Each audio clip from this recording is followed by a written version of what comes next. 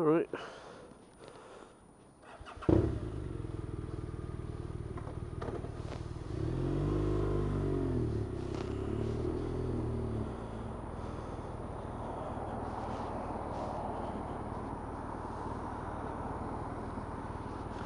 I think he wanted me to take my helmet off, which he can stick it up his hole.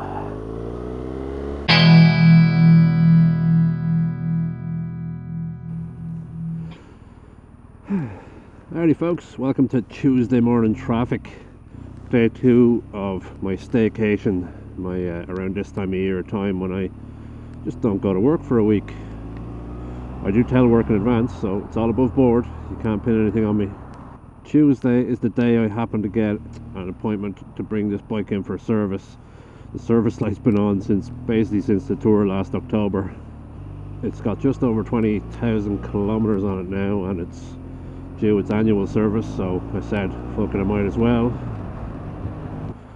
So while these lads go to town on my bike and then my wallet, I'm interested to see what bike they give me to piss around on for the day. I'm sure hopefully it's not one they've given me already. Right, let's see. Although now that I think about it, you people already know what it is. You've looked at the title of the video. Me, your charming protagonist, has no idea. Funny how that works. Right, see you in a second. Alright, well, careful what you fucking wish for, I suppose. Want something a little different. Okay, well here's the fucking differentest thing we have. Didn't even ask for it. Actually, your man gave me a choice of an RS exactly like mine, or this. This is the RnineT Racer.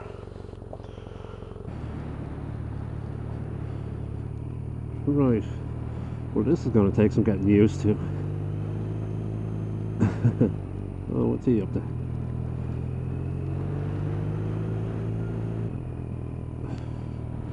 I cannot see a fucking thing in these mirrors as well.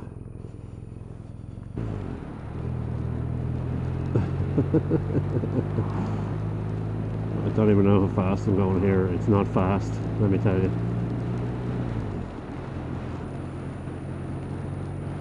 Right, this is the 5-minute review of the RnineT Racer, taken from the perspective of a chap who looks like a fucking circus bear up on it. Right, a 7-minute review. My back would be fucking broken riding this thing all fucking day, Jesus. But I'm going to describe the riding position as aggressive. Now, I don't have a lot of experience on aggressive e-race kind of bikes. I mean, 1000R might count, but Jesus, this thing, you're fucking hunched over the front of it. Old school racer style. I don't even know what the clocks are trying to tell me. It's telling me engine light. 11 kilometers. Heated grips turned down. You need the fuck out of petrol. Okay, I can deal with that. Your mirrors are bollocks, so you can't see behind you. That's another thing that I've been told.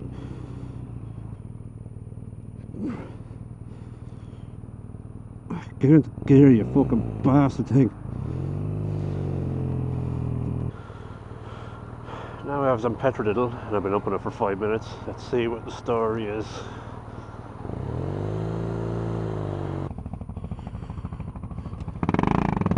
Oh, I thought he was on a big sort of a cruiser bike when I heard him, but turns out his bike is just busted.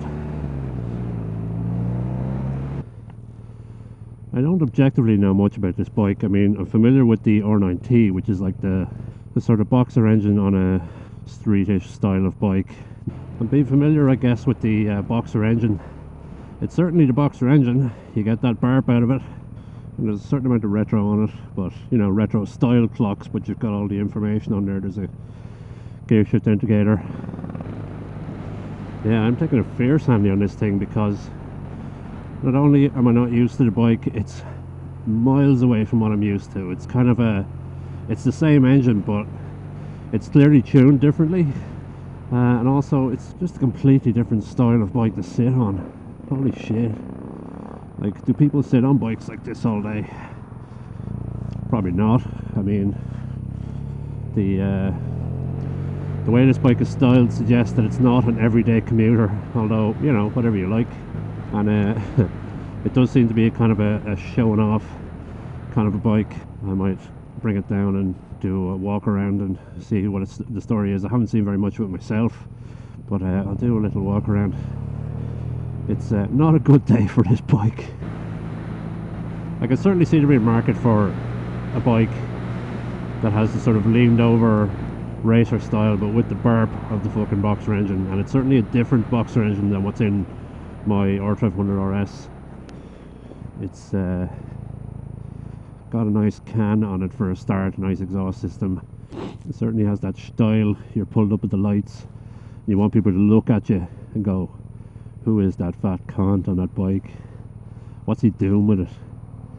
Well, that's what I think they're saying. But if you're wanting to pull up at lights and look a bit epic with your half-face helmet and your aviators, this could be the job. Yeah, it's just the fact that I'm not used to a bike like this means it's uncomfortable for me because my balance is off, and even stuff like taking my hands off the bars. Yeah, no, stop. You fucking stop when there's traffic. You can't. Even taking my hand off the bars to wipe my visor is fucking, oh shit, like am I gonna bin the fucking thing because I don't know how to fucking ride a bike like this. So, give it a go. Ew. What is going on? Oh, the bus can't turn because some fucking cunt pulled ahead of the lights. Brilliant. Yeah, back it up.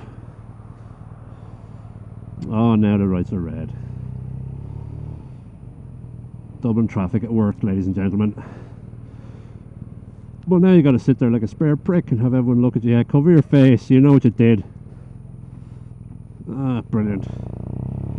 Burp. You're like, this is a bit ropey, and then you hit the throttle and it goes burp, and you're like, all is forgiven. Sorry, bike, I can't stay mad at you. Even though I've only known you for 10 minutes. I feel like there's a certain niche in my sort of biking lifetime, or your average person's biking lifetime, where you might want a bike like this. Where, you know, you're a young fella with too much money, or you're an old fella which by default probably has too much money, and you want to have a hooligan looking bike, but an old school hooligan looking bike, where an old school racer comes up to you and starts saying old school racing things at you, and you're like, yeah man, I had 20 grand, that's my qualification for fucking having a bike like this. And I think as well, part of the appeal of these bikes for people is the degree to which you can modify them. And so BMW have some sort of BMW Motorrad workshop thing where you can basically pick out fucking new cans and bars and parts and other shit, and they'll stick them on for you for even more money. The idea is that you go to town on a bike like this and fucking get all sorts of extras and shit, which, you know, is in some ways is like cool. Yeah, you're getting extras and they're done in a fucking certified way or something like that. But on the other hand, it really is like the way all the big German car makers work is their showrooms have large windows. They see you coming and they get you on all the extras and nice bits and bobs. So a sat nav and, you know, fucking a nice radio and fucking nice wheels, that kind of thing on cars. And so the RnineT range is fucking BMW marketing's wet dream. It's like, fucking wait a minute, they buy a bike off us and then they keep coming back and getting us to do random shit to it. We can market it as, you know, it's unique to you. I think when these bikes first came out, there was the Scrambler fucking craze, which was, I think it was last year, the year before, where I think both Triumph and Ducati did a Scrambler, and like I think Ducati even had like a configuration thing where it's like, you know, add all the bells and whistles that you want and we'll build a Ducati that's unique to you, because there are 25 odd different permutations of what a Ducati Scrambler is. So this one's unique to you, except for how it fucking isn't. If you took a Scrambler bike out of a dealer brand new and fucking spray painted a bright fucking orange, it might be unique to you, but something you pick off a website, not so much. And so yeah, it was a bit ropey at the start, but I think I've gotten a little bit used to the hunched overness. You're relying a lot more on the pegs. The thing with the big fucking armchair style bikes is that you just have your feet resting on the pegs as opposed to using them for any sort of leverage or for anything like that, and that's okay. You get used to that.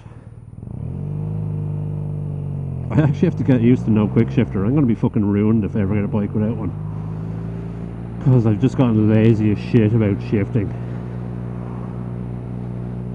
Like your ma. Oh, my fucking neck is broken after fucking half an hour on this thing. Other thing is I assume these are the stock pipes, but they're fucking loud.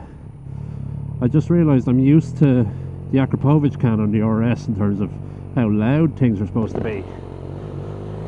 But this thing is out of the box, and it's pretty refined and loud. It probably is a fucking Akrapovic can. I'll have a look in a minute. Right. There it is. It's the BMW RnineT Racer in the BMW racing colours, it looks like, in a retro kind of style. 171, so yeah, it's a demo bike, please buy it. Shaft drive, it's got the boxer engine with what looks like a fairly similar pipe setup to other boxer style engines. Smallish radiator on the front, steering damper there, has the regular forks as opposed to tail lever, so like that's suited to the less frills, more looking epic. Nice big, let's look at them from the front. Big fuck off intakes there, which are more obvious. I mean, bikes of this kind have intakes, but this one makes a bigger deal of it. Real retro style front cowling and light and screen, so it's not a terribly practical commuter, not for sitting on motorways all day. Yeah, spokey wheels. Haven't really looked at the clocks or what the clocks do, so let's have a look. I mean, you can ogle pictures and videos of this thing all day online, but this is what it kind of looks like sitting up on it. Oh, it has an alarm. It leans over a bunch. Now, I said in my RS video a couple of weeks ago that the RS hardly leans over at all when you put it on the side stand. This thing, like, I had to check the side stand was down because I thought I was dropping the bike on the fucking ground. So leans over quite a bit, no bother there. Good solid side stand, all the fucking bells and whistles you want. Burp.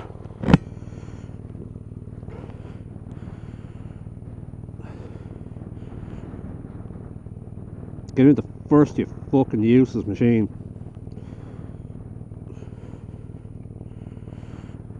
You have to kick the fuck out of it to get into first.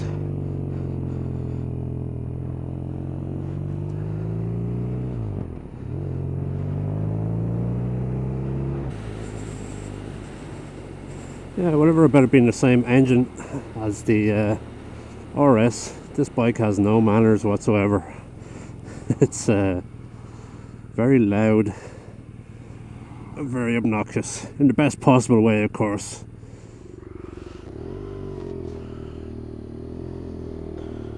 Oh man, this thing is so easy to ride. Like your Alright, time to go home and salvage some of the footage from today. It was not a good day for a test ride, and I wasn't 100% planning on test riding a brand new bike. They could easily just hand me the bucket of the old F800R that they like to hand you, but I got something a little different, a little special.